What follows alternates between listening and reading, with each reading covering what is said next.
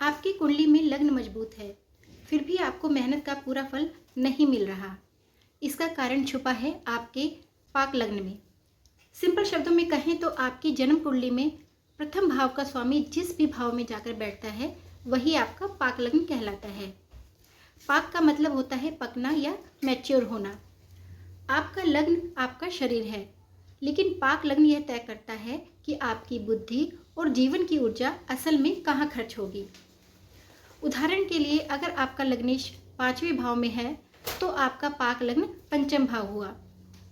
ऐसा इंसान हमेशा बुद्धि, ज्ञान और क्रिएटिविटी से पैसा कमाएगा। अगर आपका पाक लग्न कमजोर या पीड़ित है तो जीवन में संसाधन होने के बाद भी भटकाव रहता है। अगर लग्नेश लग्न में ही हो तो पहला भाव ही पाक लग्न होगा। ऐसा व्यक्ति सेल्फ फोकस्ड होता है, अपनी सेहत, लुक और मान सम्मान पर पूरा ध्यान रखता है।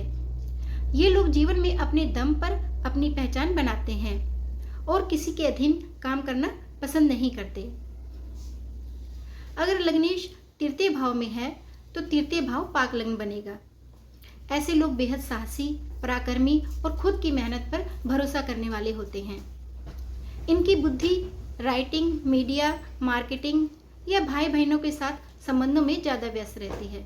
अगर छठा भाव आपका पाक लग्न बनता है तो जातक की बुद्धि हमेशा समस्याओं को सुलझाने, शत्रुओं को हराने या कोर्ट कचहरी, बीमारियों से निपटने में लगी रहती है। ये लोग बेहतरीन डॉक्टर, वकील, सोशल वर्कर या हीलर बनते हैं।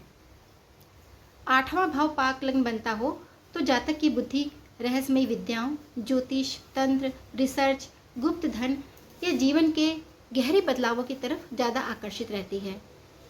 इनका जीवन थोड़ा उतार चढ़ाव वाला हो सकता है।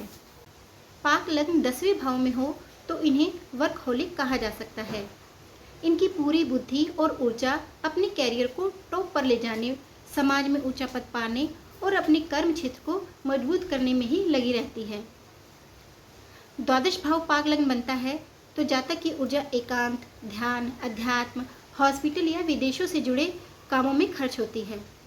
अगर ये पीड़ित हो तो व्यक्ति की बुद्धि अनावश्यक खर्चों या जेल अदालत के चक्रों में फंसी रह सकती है। तो अपनी कुंडली चेक कीजिए और कमेंट्स में बताइए कि आपका लग्नेश किस भाव में बैठा है। जय श्री राम।